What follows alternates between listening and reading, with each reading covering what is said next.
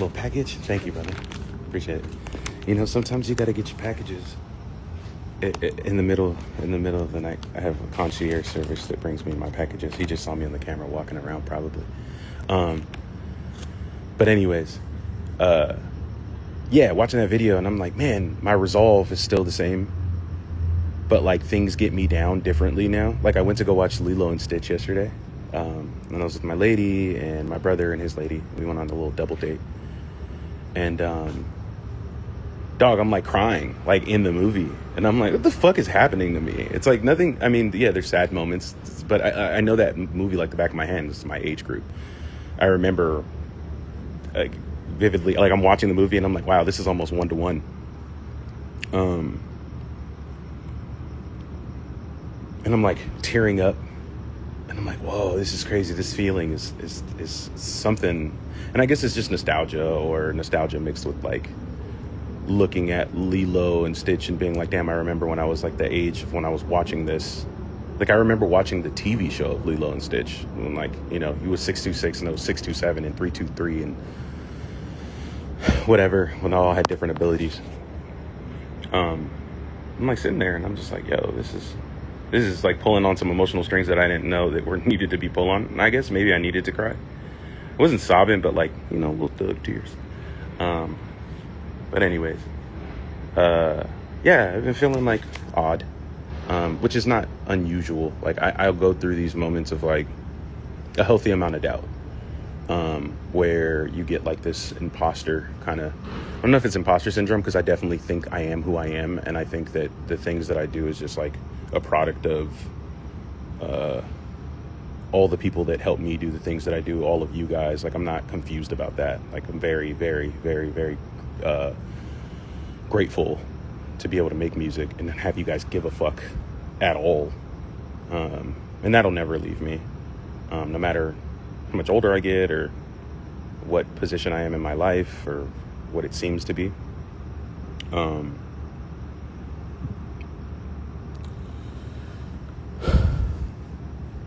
Yeah, that video was definitely necessary. It's crazy. It's like I never see clips of things, and like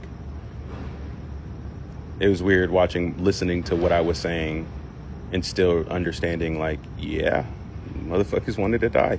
And like I haven't felt like that in so like a long time, and I'm very grateful that I haven't felt like that. Like even when I was doing that video, like I didn't feel like that. That was already something that was remedied. Obviously I still have my like anxiety and my moments of, and I still take medication for it. Like I've been taking medication for depression and anxiety since I was 20 years old or something like that.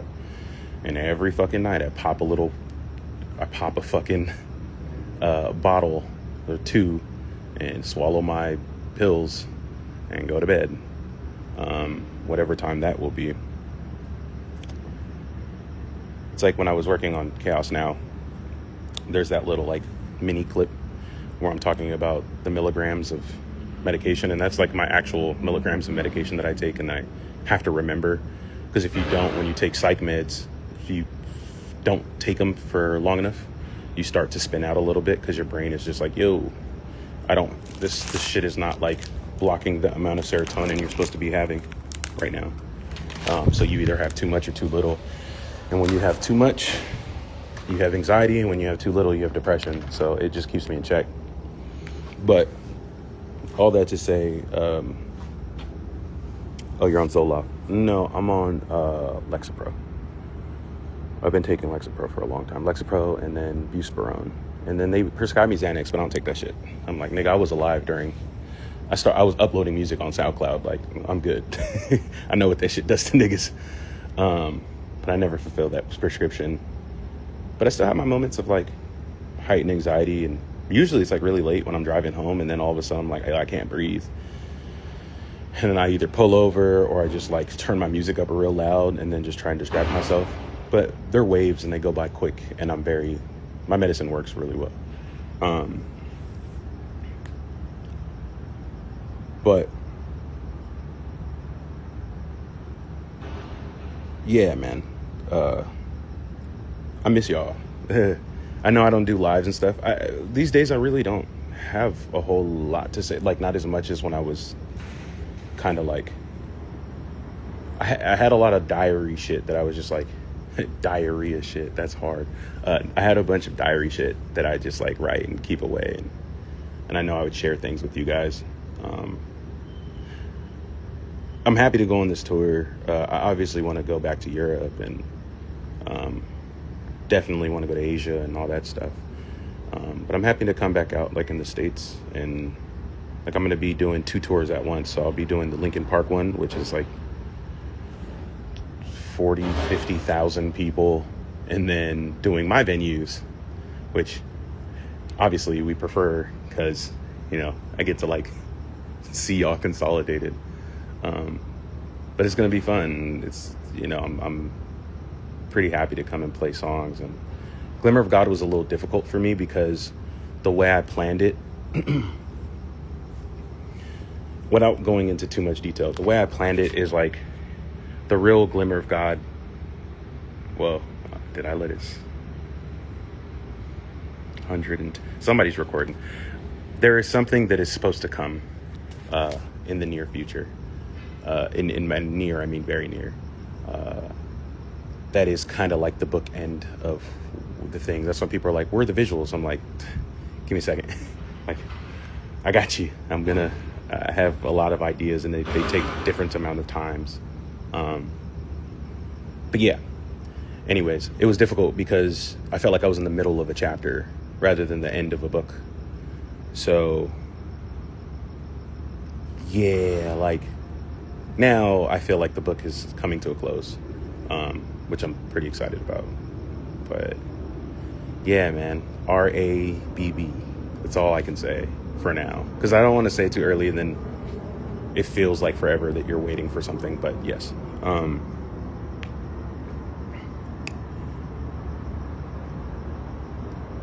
yeah, there's more music. Always more music, and then like some really cool shit that I've been working on that I have a very hard time trying to keep a secret. Like, bro, if you get me in a closed corner, I'll tell you for sure. I'm like, I'd be itching to be like, I'm doing this thing and I need to tell somebody about it, because if not, I'm gonna fucking explode. And yeah, there's a few things on the list that are, I'm like, this is fucking so tight. But then I have days like this where like I worked out, I made dinner, I had some really good steak. I made a good steak. I'm turning into a fucking unk, dude. I'm making steak and like I'm doing adult shit that makes me feel yucky, where I'm like, oh, I'm gonna get this nice meat. I got this meat, pause. I got this meat, and then I'm gonna use this kind of butter, and my diet is so like specific. And I made a really good steak, and I was watching, there's this guy that I love on YouTube from Japan. If you guys watch shit on YouTube, which I assume you do, there's a guy named Robin, sorry. Nomad Push. There's this guy that's like homeless in Japan, and he was like a salary worker, like a salary man, that's what they called in Japan. And yeah, like he left his job, was like, fuck this, I don't want to do this anymore. And without me botching his story, he just was like, I'm gonna be homeless now. And he like does vlogs, and he goes from place to place. So right now he's on a challenge where he's like going through all of Japan on a moped. And it's pretty sick, because it's like, it's not that he's doing anything spectacular, it's actually the opposite. It's like very normal. It's like, okay, I need to get to fucking Yokohama. All right, he's traveling to every prefecture in Japan in a year, and he does it on a moped called Moped-san. And like, he camps. Sometimes he stays at these internet cafes that are 24 hours. They cost like $12 a night. And then sometimes he camps, and he'll camp outside, and he's kind of just like, I'm gonna go get food now. Then he goes and gets food, and then he's like, okay, I need to find where I'm going to sleep tonight. And then he goes and finds where he's going to sleep. And it's like, there's nothing really like, there's no fireworks, but everything that he's doing is like by decision of his own. And like, it's like, I have to do this. And he's like, all right, now I have to leave because I have to edit for 4 hours and I have to go to this Starbucks. Something about that where I'm like, bro, I just want to go with that dude and just like stay with him for 2 months. Where I'm like, yeah, bro, I can't, like, I'll get a moped and I'll just ride next to you. I don't need to be in your content. I just want to go. He has this extreme love for Coca-Cola. That's like my favorite thing. Every time he drinks Coca-Cola, he freaks out a little bit. And I'm like, this nigga's tight. But yeah, I was watching that. I was eating my dinner. And then I started playing this video game that I've been playing. And then I started listening to like interviews and shit while I'm doing it. I like kind of multitask. And yeah, I don't know. I just got in this weird place in my head where I was like, what am I doing? What am I doing? Because when I'm not doing something that's pushing me forward, I always feel like I'm going backwards. And today was like the first day I had to like do nothing in months, for real. And then I had enough time to kind of sit with myself. And I sat with myself long enough to start being in my head. And it's like the devil plays with idle hands. It was that shit. And it's just like, you know, you're not good enough. You know, you'll never be good enough. You know, it's like all these fucking things and they spin around my head. And I have this like affliction where like I vehemently feel like that a lot of times where I'm like, I need to go harder. I need the music needs to be better. It needs to be perfect. It needs to be, and it's not about chasing perfection. It's my idealized version of perfection. And I'm like, it needs to, every decision counts and every fucking,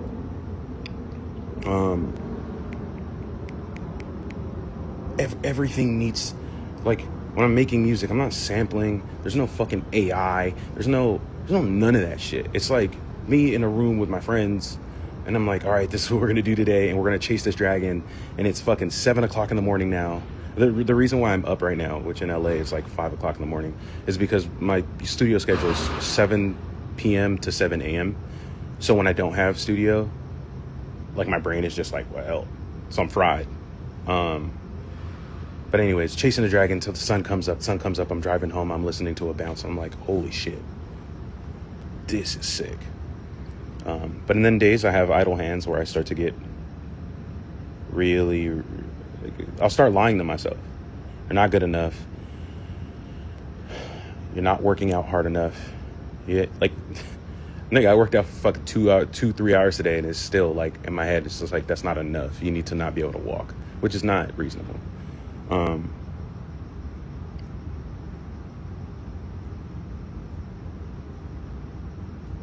Yeah. So the live with whoever's joining, I started the live by explaining that somebody out there made a video of me talking on the live, and they put like clips of music videos and stuff. And I needed that. I needed to hear me say the things that I said. Like, kind of like put me in check, where it's like, yeah, I almost did die. And that's crazy because it feels like a lifetime ago. But I remember every day telling my mom, like, today I'm going to kill myself. And my mom's like, you're not going to kill yourself. Not like she was egging me on. More so like, I'm here. Nothing's going to happen to you. Protected me. I was like a baby bird. And yeah, she was right. Nothing did. And I'm very, very thankful. And very thankful that I get to do this thing. And I know I don't, again, come on here often or even post often. And it's not because I don't necessarily want to. I'm always trying to like juggle like what I'm supposed to be doing. It's like nobody gives you a manual for growing up. Like, what are you supposed to do? You're supposed to pay taxes. You're supposed to do X, Y, and Z. But when I have these moments where I'm like, can't nobody tell me what's supposed to come next, I just have to kind of rely on my intuition, and that video definitely helped me.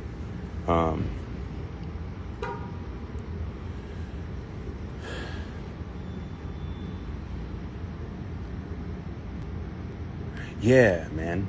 What a fucking life. This is insane. I'm so happy.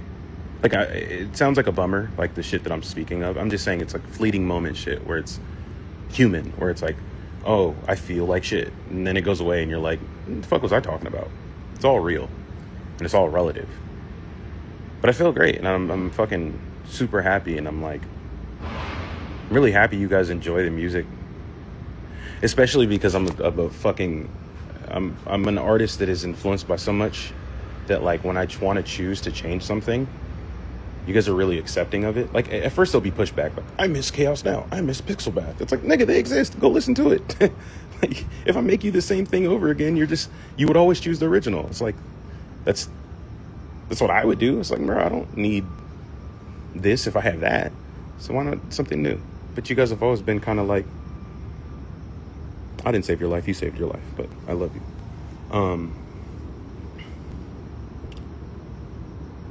Yeah, just go listen to that shit, like, if you want, but you don't have to. And, like, I know I've lost people along the way. I've gained people. You know what's really cool? Girls like listening to my music now. Take that.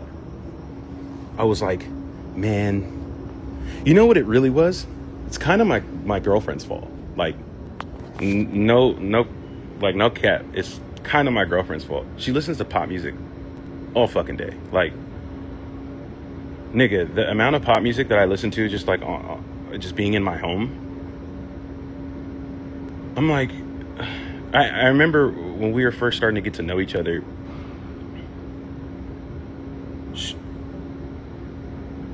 she can't have the aux in my car. I'll let you know that. She ain't getting the aux. That's not happening. When she's driving, she get the aux. I don't say nothing. But when we're getting to know each other, I'm like, what do you like? And then she's rattling off the things. And then me being like, not a snob, but just like, I like old shit. I like, blah, blah, blah. And I'm like, what do you like about it? And she's like, I don't know. I just like it. And I was like, whoa, it's powerful shit. What do you mean? Like, I wanted to know. I'm like, what do you like about it? Because for me, it's all heady, right? Where I'm like, oh, well, I like Led Zeppelin because of this, and I love King Cruel because of this, and I love Whitney Houston because of this. But for her, she's like, I just like it. And I was like, whoa, that's some monk shit. I'm like, what do you mean you just like it? And I wanted something more. Like, I'm like, no, tell me, like, is there a word that she uses? Is that, like, she's in love with Lana Del Rey, who is arguably not pop. I'm like, I've been listening to more Lana Del Rey than I've ever listened to in my entire life. And I'm like, oh, shit. No, I get it. This is great. It's so sad. It's very great, but it's very sad. I'm like, why do you listen to, like, not saying that all Lana Del Rey's music is sad, but it's like, oh, this is what it makes me feel. And she's like, yeah, it's not sad to me. And I was like, oh, all right, sick. But while I was making Glimmer of God, I ran a lot of it past her. We've been together for like some time now, and I know you guys knew about my other relationship as a whole another thing. But me and my lady now, we've been together for like a year and some change. And I'm like, what do you feel about this song? She listens to it. And this is like every night. Like every morning I come home. She's in bed, half asleep. I wake her up. I'm like, hey, do you want to listen to something? She's like, yeah. Every time. So she's heard all of it. So she don't got a file, but I was like, if you want to leak some, she got the leaks. But every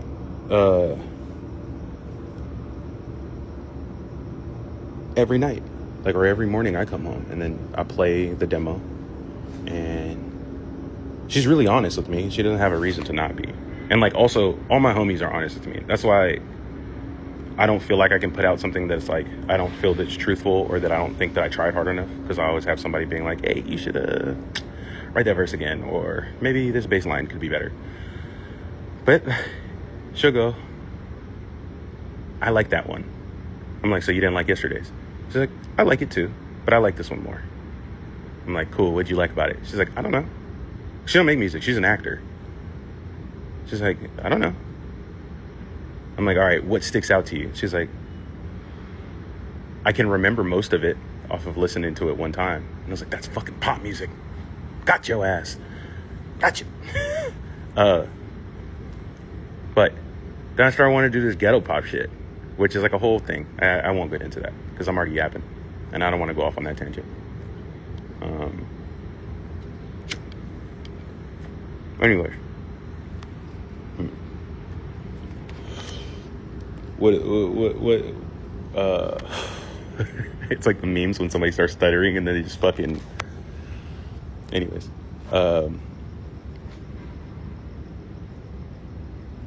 yeah, man. So I fucking make shit and I'm pretty happy, and girls like it now. So, you sweaty boys in the pit, don't be so sweaty.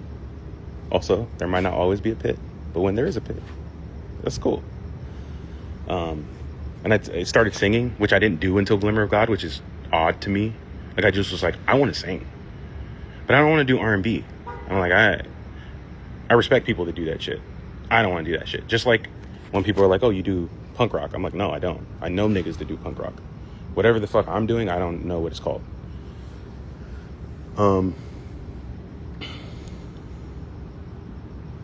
Girls have always liked my music. I know. But y'all don't show up to show. You didn't show up to shows. My shit was just a gaggle of little boys fucking running around, which is sick. But also, it's like, hey, you know, come on, guy. Like, my nigga, you feel me? Like, pull up. It's a safe space. But anyways, yeah. So, like, all the stuff that I work on is, like, somewhat sensitive, somewhat edged, somewhat this, somewhat that. All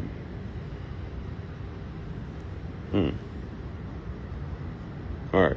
Please, no R&B. I'm gonna start doing R&B, nigga. Don't tell me what to do. That's exactly why I'll start. No, I just don't want to do R&B. I respect people that do it. I just don't have my brain don't work that way. But I do like singing. Weird. Never did I expect that I would, like, I guess I was like kind of singing a little bit on like Pixel Bath, and I was always sprinkling shit in there. Like, obviously I'm doing like songs like Under the Bridge and songs like Pirate Radio and stuff. But in my head, that wasn't singing. That was just like pantomiming. Is that what that's called? Pantomiming? I don't know. But then I was like, really like, okay, I'm gonna practice now. I'm gonna practice every fucking day. So I started singing, and I was like, oh shit. And then I'm watching James Brown do this shit, and I was like, oh, this is so fucking sick. James Brown is like Travis Scott. Like, not saying that they're the same at all, but I'm like, there's parallels here that I don't think people see, and I see it, and that's fucking sick. Now I'm in love with Prince, so it's like watching Prince do Prince things, and I'm like, oh, I want to do things that feel. It's kind of like the way that Tyler describes Pharrell. It's kind of how I see Prince, but Prince had a lot of journeys. And never will I compare. I'll never fix my lips to say some crazy shit. But the thing that I liked about Prince is he had so many different personalities in his music, and it never felt constrained to like, I'm just gonna do 80s pop or, you know, ballads. It was like, no, he has a lot of records where it's like left, but it was always good. It always felt right. It always felt like the decision was made.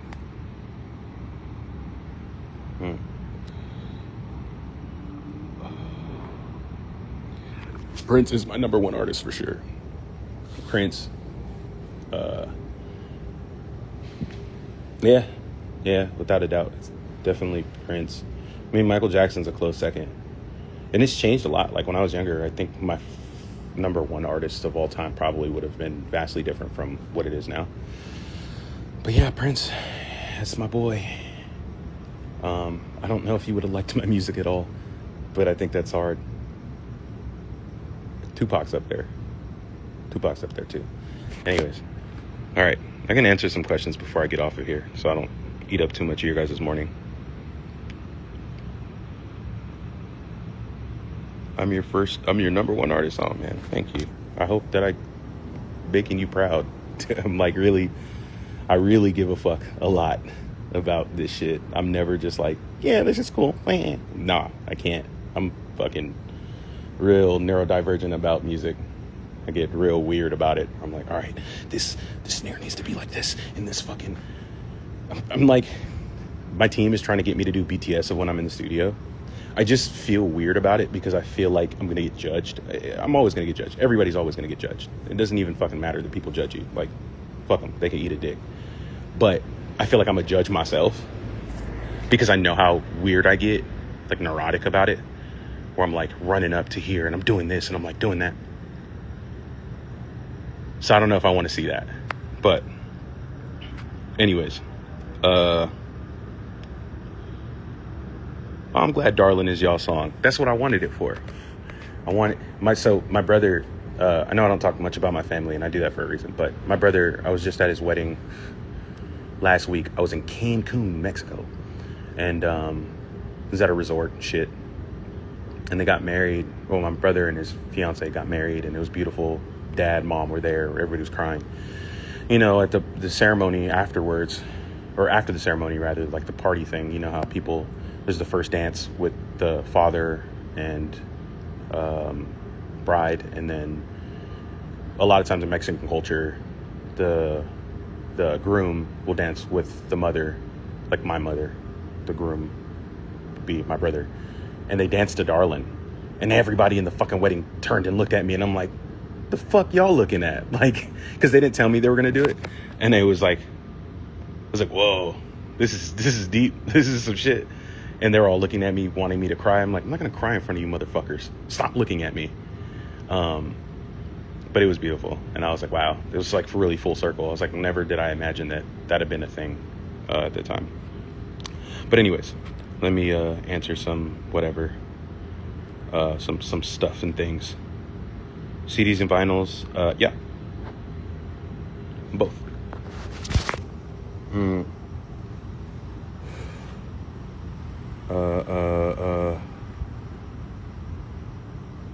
What else? What movies would I recommend? Honestly, I don't know how many of you guys watch anime, but even if you don't, the story's beautiful. You can find it somewhere on the internet. It's called Summer Wars.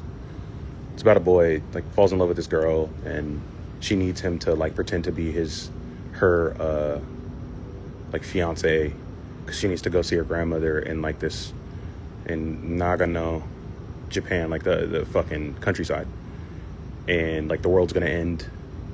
And a lot of my inspiration comes from that movie specifically. I've seen it thousands of times.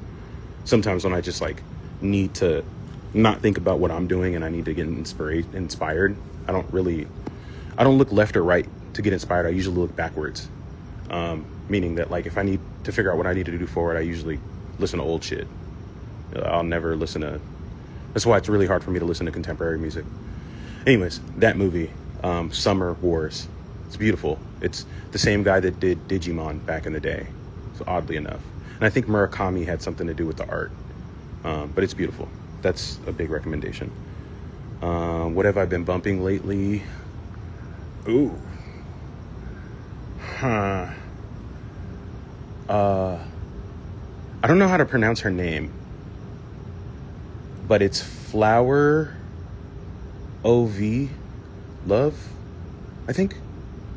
But that's been my shit. It's pop music, black girl, amazing. Like, I'm like, holy shit, this is fucking sick. That, and then I've been bumping the Cardi album. So hard. What else? The Cardi album. My homie, Don't Call Me Lucky. That's a staple. I post him every now and then, but he's like my favorite rapper. He's also like the nicest person on earth, but also like my favorite rapper. He played the New York show. What else? A lot of Lex, because Lex works on a lot of the new music with me. Like, we had a falling out after Bad Sports. Wasn't neither of our faults. It was just because we weren't communicating the way that we've always communicated, and it was like managers that don't work, I don't know, with us. Anyways, it was just like some industry shit that like we weren't prepared for, so it kind of fucked up our relationship a little bit for like a good 2 years. But and then we like, I have a small circle of friends. It's Justin, who you always see me with. It's like my best friend of all time. Tall, light-skinned dude. Looks like Steph Curry. 7 foot tall. And then Lex. And a handful others, but it's really small. So when me and Lex weren't really talking, it was really weird because I don't have a social life for real. So when I didn't have those guys, it was kind of just, well, Lex specifically, when Lex wasn't around, oh shit, damn, niggas is getting off right now. When Lex wasn't around, yeah, it was weird. But anyways, we started hanging out during GOG part 1. We started hanging out during GOG and like realized that it was all stupid and it wasn't our fault. And it was like, yeah, let's never do that again. And so I'm listening to a lot of Lex, especially because he's coming on this tour. And like I want to know the songs by heart. Who else? I mean, there's a shit ton, man. Like there's not a lot of like new stuff that I listen to. I like revisit a lot of old albums where I'm like, whoa, I wasn't old enough to understand the importance of this. Listening to a lot of James Brown. James Brown has just been, there's something about, I mean, obviously James Brown's a legend and all that other shit, but there's something like really fucking, I don't know how to explain it. I mean, if it wasn't for James Brown, Michael Jackson doesn't exist. If it wasn't for James Brown, Prince doesn't exist. I mean, I don't know if Prince would be more of Drake's uncle. I don't know if you guys know that, but Drake's uncle invented the slap bass, and that's who Prince wanted to play like. Larry Graham. Which is fucking crazy. Like, anyways, the god of the bass. Sings crazy. But listen to a lot of Larry Graham too. I know there's like interesting shit though that I'm like kind of falling flat on. There's some artists that I follow that you guys can look. If you could just go through my followers and look for the artists, like most of the people that I follow I listen to. Kuko, that's my boy. He's always doing stuff that I like listening to. Okay.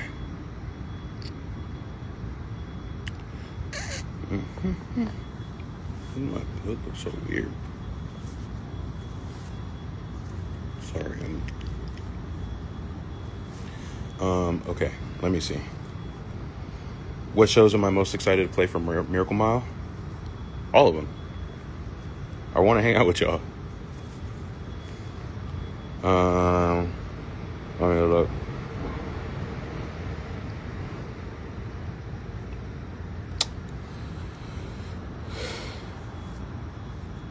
Any advice of getting out of an art block and do something else? Like real shit, it sounds like more difficult than it should be, but it sounds maybe easier than it. I don't know what I'm trying to say. I'm trying to say that it's not hard. I don't really have experiences getting with blocks because I'll just work on something else. Where I'm like, all right, cool. I'm gonna take a break from this, and then I'll go and do. I'm quick to be like, all right, we're gonna open up a new session and then start making something else, or I don't know, I'll start working on something that has nothing to do with music, like something I want to tell you guys real bad, but I can't. I've been working on like a few really, really cool projects that I'm like, that are actually like gonna come out this year, and not necessarily, some of them music related, some not. But I'll just work on shit like that, or yeah, just take a walk, like do something else. Do something else for long enough till you have the craving to come back. And then once you have that craving, just come back, and then you'll see that your brain is thinking about it in a different capacity. You're just burning yourself out, which happens to everybody.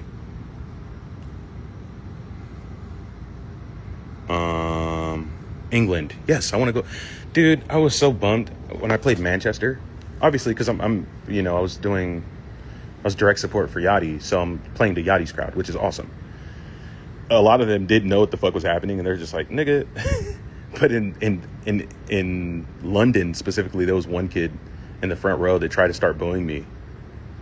And then I got up to the corner of the stage and I just look at him and I'm like, do you want the mic? Because I was going to give him the mic. And he's like, go ahead, boo the whole song. I'll let you boo the entire set. It's all good. I'll just stand here. It's fine. He didn't have the heart. And it's like, yeah, bro, then shut up, please. Like, my band flew out here to play some songs. Like, I don't care if you don't respect me, but them is another story because I'm defensive about my friends. Let me see. Black Sugar is one of the greatest songs of all time.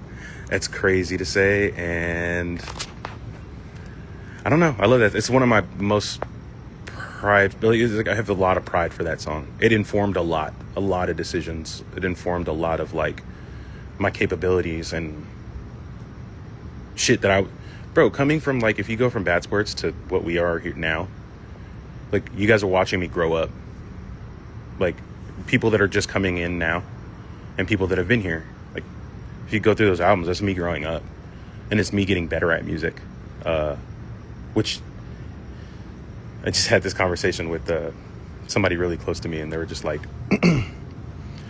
like, you just dropped the album and then you're playing me this stuff and this is better than the album. I'm like, well, I had more time. Like, I have more time now to not necessarily spend more time on a record, but like, it's like that meme where people are like, I get it now. I understand it now. It's like that.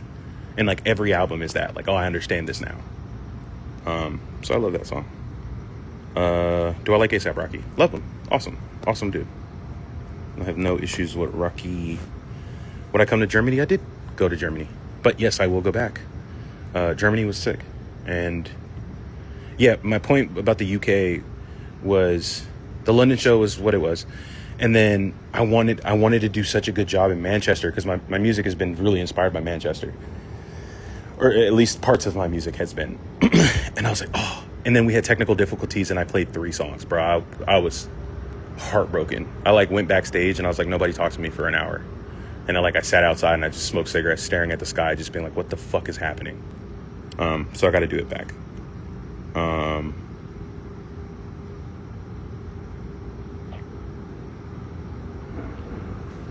Let me see. Thoughts on Two Hollis? He's sick. Bro, I like anybody doing what the fuck they want to do. That's like my favorite shit. I like him. I like Ken Carson. I like fucking Destroy Lonely. I like fucking, who else? I like Bladey, and fucking all those people. I think they're all awesome. I'm like, yeah, this is the shit that, like, this is what music is supposed to be. It's supposed to be free, and it's supposed to be fucking not one-sided, and you're supposed to get a new artist that does this stuff, and you're supposed to get a Pink Pantherist, and you're supposed to get, it's all really fucking cool. There's not, I honestly can say, and this is not me being somewhat politically correct, I don't have any music that I dislike. Some music I'm like, oh, it's just not for me. Like, I can't listen. It's not that I can't, but like, I don't know Portuguese, but I still like baile funk. But I also don't know, this German language, and I still like this other thing. But then there's some stuff in America where it's like, no, I fully understand what you're saying. I know how you're saying it, and it's just not for me. It doesn't mean that it's good or bad. Like, my opinion means dick all. I'm just like, oh, where your brain is at, my brain hasn't caught up to that. Let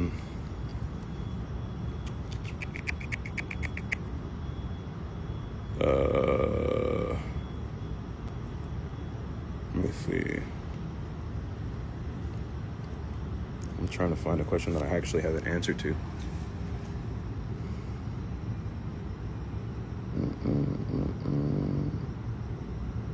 Do I still chain smoke? Yeah, dude, I've been chain smoking all fucking day.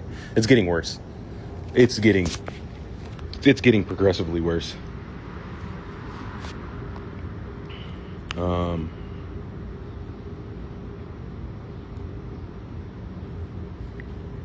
How did I collaborate with Wazowski? His music is sick. And then I met him in LA and we hung out. And it's the thing is, like, when you can speak Spanish with somebody, it's like a different, I don't know. It's like if I'm in another country and somebody speaks to me in English, my head lights up. I'm like, oh, sick. You understand me. So when he came and like chilling with him and Ralphie, yeah, they're both lovely. They're fucking geniuses. So yeah, he just asked me to be on some shit. We actually cut a few things, but that one was the one he wanted, which is cool.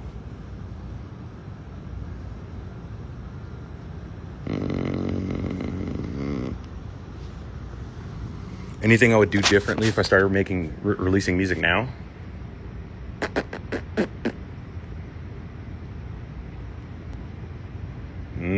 It depends. It depends what you want to do.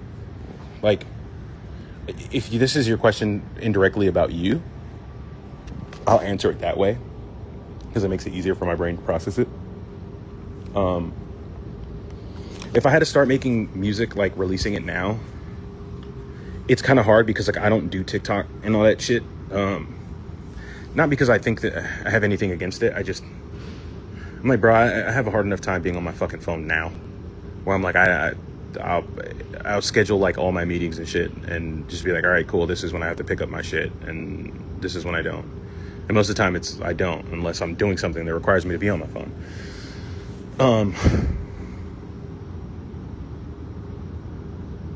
Man, fuck, it's a hard question.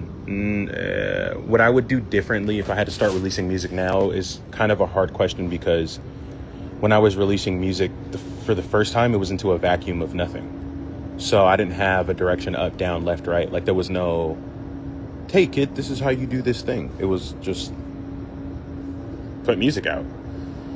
I would just make sure that I did visuals. But I mean, like that's what I did. So differently, it's hard because it'd kind of be pretty much the same. It'd be the same. Like, I don't know what I would actually do differently. Maybe I would have the capacity to do like TikToks and stuff, but like you doing scratch offs, dude, that's the lottery. Like you're going to the corner store and buying lottery tickets.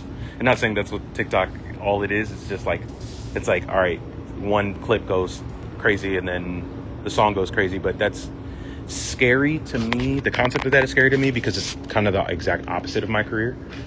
Like, I've had time to grow and build and become like an artist. Like, I've had time to do that shit.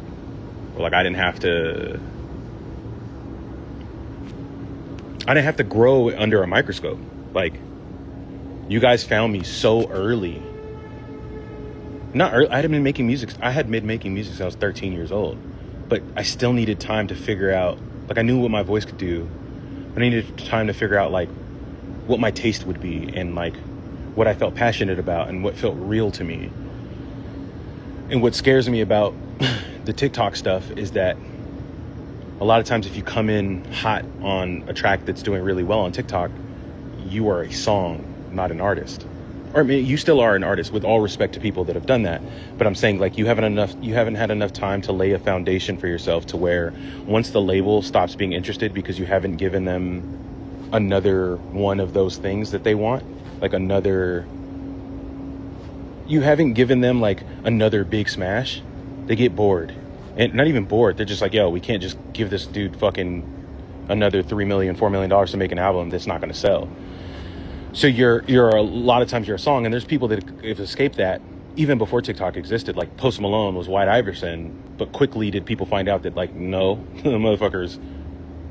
Post Malone's one of my favorite artists as well. I want to work with Post Malone so fucking bad. Oh my God. Him and Travis, like, I want to work with both of them niggas.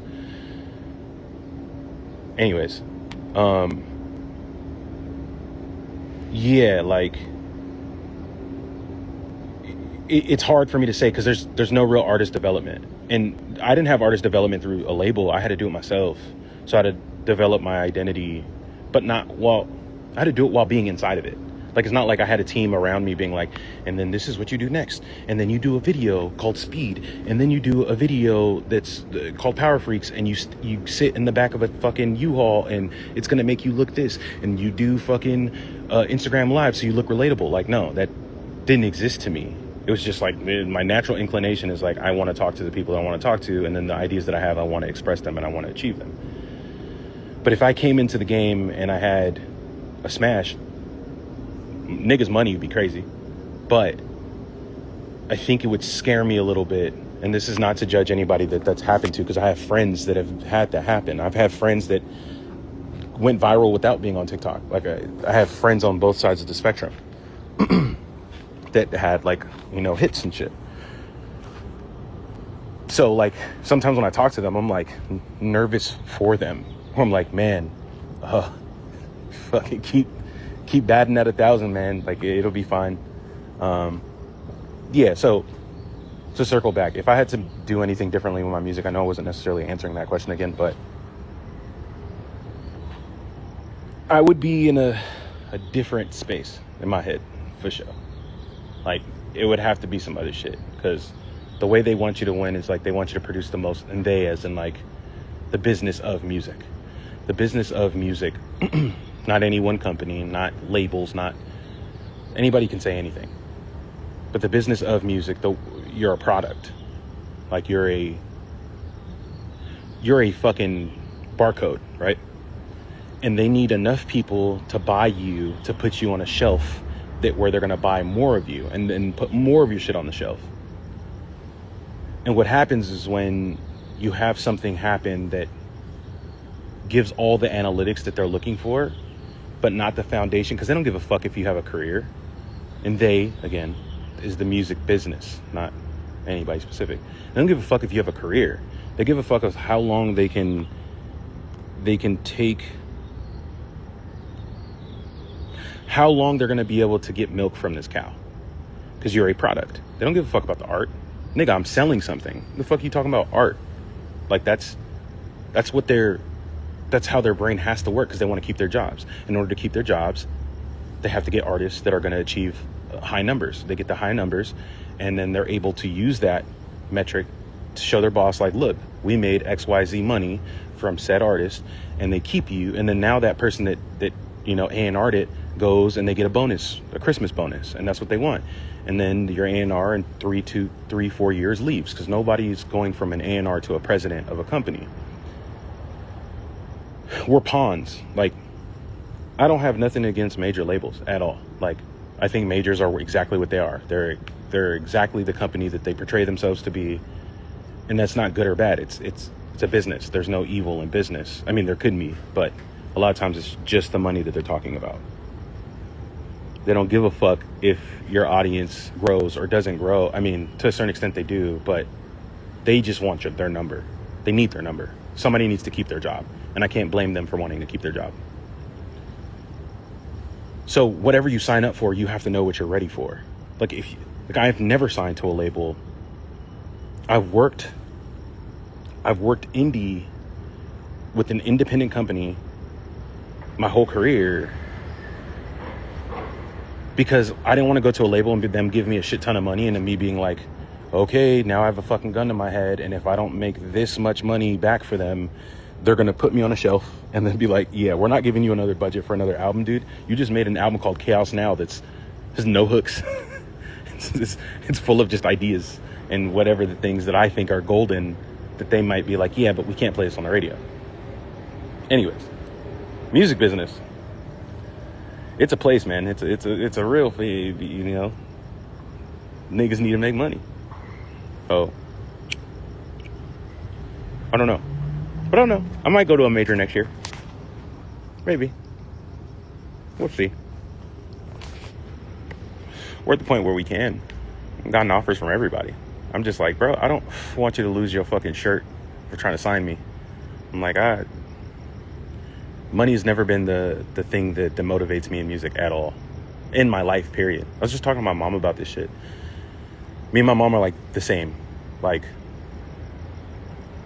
my mom spent her entire life raising 2 boys, right? Like, my mom's identity is mother for herself. Like, it's not like, oh, I'm a nurse, I'm a this, I'm a that. Like, no, my mom's identity has always been mother by her choice. She's just, that's what she felt like she was built for. So growing up, never once did I see my mom go shopping for herself. This shit is all sad. Like, now, like, I spoil her because of it. But like, my mom didn't go shopping. My mom wouldn't go to like JCPenney or nothing. Like, my mom's going to the thrift store to buy dresses for work, which now is cool. But in 2003, I don't know how cool it was. And she never had a new purse, and she never had new shoes. Everything was secondhand, third hand, fourth hand. Because she wanted to provide for me and my brother.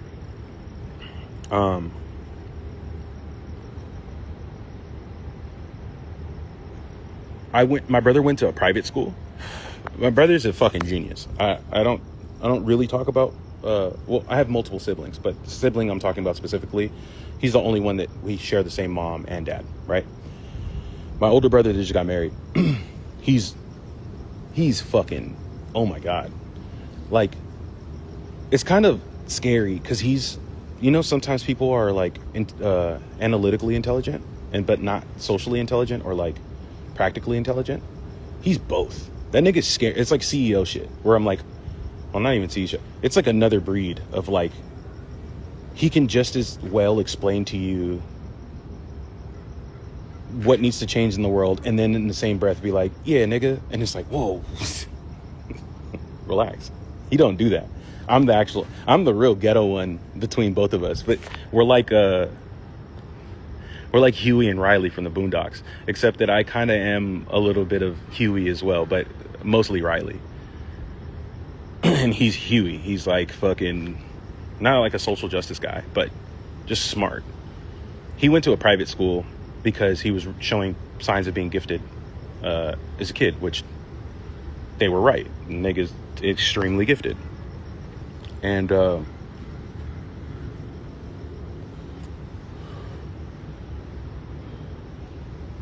yeah, I went to public school, meaning that he wore uniform, so he never had to worry about style and shit. Neither did I, but you go to public school, niggas gonna roast you if you come in with some shit. They're like, the fuck are you wearing? Especially like middle school and high school. Motherfuckers are mean. Children are fucking mean, dude. But while a lot of kids were going to the mall to get their like shit, and go to Zoomies or whatever store in the mall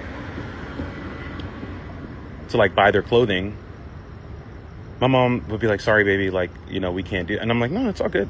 So my mom would take me to the thrift. But this is before thrifting was tight. Like, this is like people were embarrassed to go with their parents to the thrift store. Not me. I was like, nigga, all right, cool, I'm gonna make this shit work. So she gave me $100 budget for my school clothes for the year. And we go to this thrift in Spring Valley, California, called the Big T. If you're ever in Spring Valley, California, you can't miss it. It's off of the freeway. There's like a freeway that cuts through all of Spring Valley. And it's just like a big ass red T. It's called Ambit's Thrift. And so skinny jeans got popping. We didn't have no money for no skinny jeans. My mom was like, can't buy me Levi's. That'd blew my whole budget. So I went to the thrift store and I'd go into the jean section and I'd get fucking 6 pairs of pants and they get $12, $13, $10, So, and then we'd take them to my aunt in Mexico and she would sew them to be skinny. Little did I know, my stupid ass, skinny jeans kind of have to be elastic because your feet need to go through it. So niggas was struggling. I'm using like jeans with zero elasticity to get skinny jeans. It's just some hard ass denim. And, but my aunt would sew them into, she'd call them tubitos. Tubitos means like little tubes, which is skinny jeans. And then I'd go into the shirt section and then I'd try to find shirts that like looked modern but weren't modern. Like I had a thing for flannels, so I always had a flannel, and thrift stores have flannels galore. So I get flannels and I put shit on it. That's why to this day I always put like pins, and like you'll see me with like ripped things that I like make for myself. Like I'll make clothes for myself because I'm so used to doing that. Because as a kid, that's what I had to do. So kids at school were like, yo, that's hard. Where'd you get these pants from? I've never seen that color. Like I had acid washed Levi's, skinny Levi's. Now you can buy them shits anywhere. But at the time, that wasn't out. And you would think, because in the 80s, niggas was actually wearing that, but I didn't have those. So like I had some acid wash joints, like black and white. And people were like, yo, them jeans are hard. And I'm just like, yeah, nigga, $3 buster. But my point of my ramblings about thrift stores is that there was never a moment that I felt like I didn't have. I had what I needed. So in my adulthood, I've made more money than anybody has ever made in my entire family. And that's not a flex. It's actually sad. It just means that our family is not... There's a lot of people that are way more well-to-do than my family was. But it never made me feel any type of way. And maybe that's like a stance of privilege now. But back then, like, even when I first started making money and stuff, like I remember that vinyl thing. People are like, "You're using this vinyl money to fund your career." I'm like, "No, I'm not, dude. You have no idea how much money I've made. Actually, I'm spending more. I didn't waste, but I didn't make any money off the vinyls. I actually like went into debt doing the vinyls. It's not here nor there. But yeah, money's never been a thing that I cared about like that. And I think it's just because it's like the values, the intrinsic values of shit that I cared about. Man, like my grandmother has Alzheimer's now. And, you know, I hadn't seen her for a while. I've been working and I kind of got on myself about it. I hadn't seen her for a while. And I'm so wrapped up in doing the things that I'm doing. I'm just like moving from here to there to here to there. And I saw her for the first time at my brother's wedding in probably 4 months. And the last time I saw her, she was already like losing memory. Like that was already gone. But now she's like speaking a lot less. Like a lot less. Kind of doesn't know where she's at ever.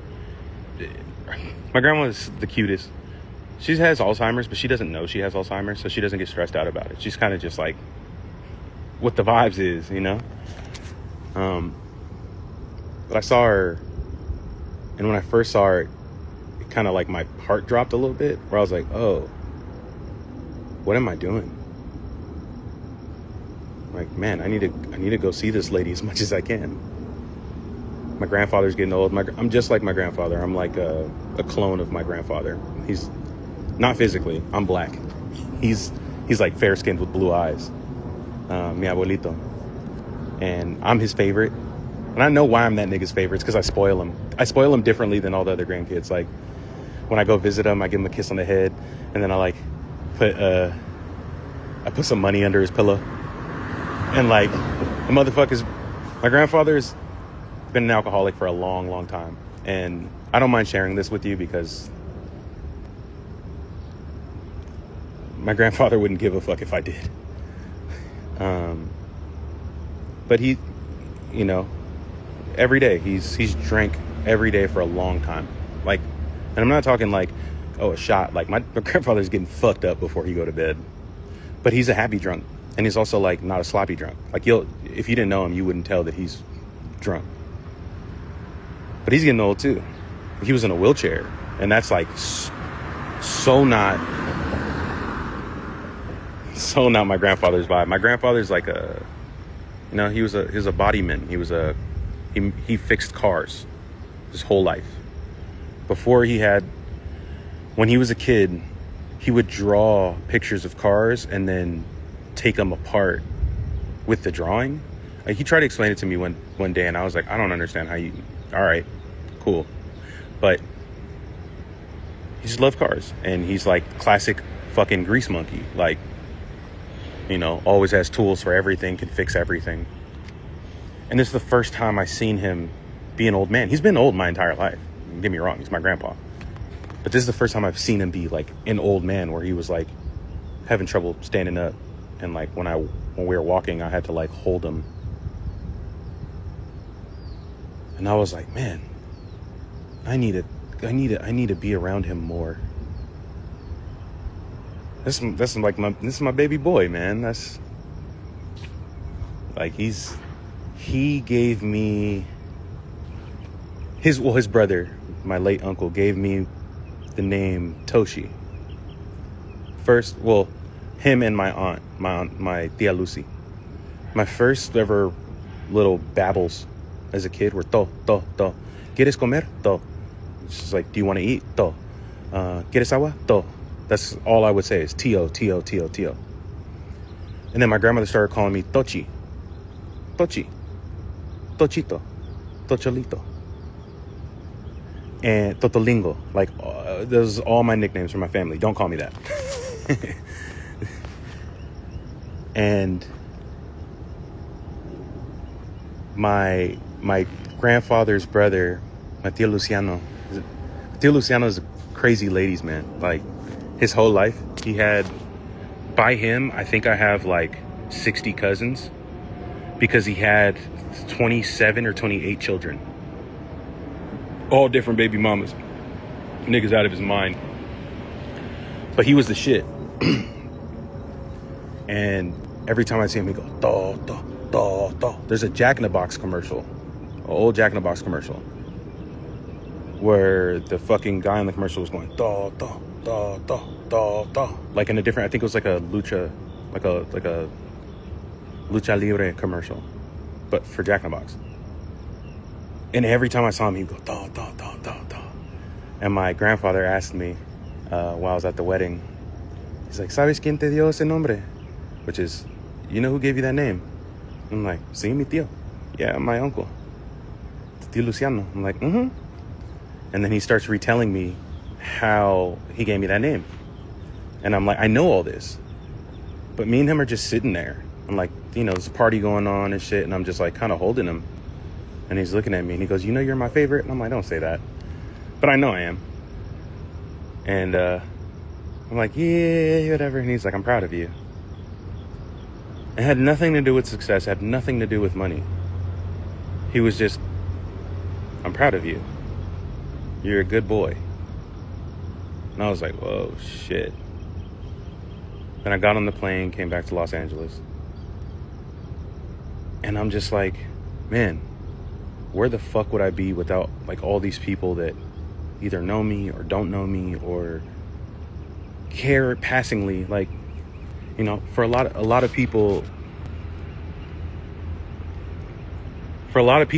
artists are monoliths, or like we are a form of, sometimes there's a blurred line between being an entertainer and being an artist. And sometimes there's both. And sometimes it's hard-sided. It's like there's some people that have their songs written by somebody else, have it produced by somebody else. They have nothing to do with it until they come and sing it. Those people are entertainers. Then you have artists that are trying to make sense of themselves externally for everybody to watch. And yes, it's entertaining, but there's like a connection there. And I try and figure out that connection all the time. I guess with all of it is like, I'm very appreciative that anybody cares. I said it for a long time, and I keep saying it until the day I die. I don't try and sound righteous or humble to be liked. I think I'm a decent human being, so I don't think there's a reason for me to be anything other. But you guys care, man, and you guys have cared. You guys have watched me fucking grow into the person that I am and the person that I'll become, and hopefully I never become a piece of shit. I don't think so, because I'll remember my grandma, and I remember my grandfather, and I'll remember my grandfather calling me a good boy.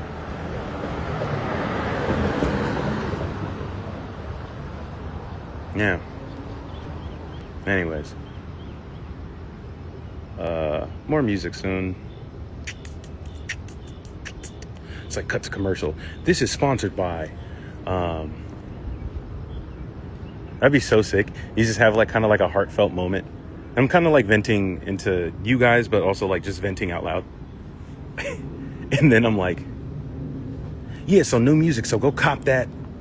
Make sure you run it up, play it every day. It's like you're fucking, you go back into like putting a hat on where you have to sell, you're a used car salesman. But nah, like, I'm excited to see you guys in the near future, whoever's going to come to the shows and all that other stuff. And yeah, I hope you guys are doing okay.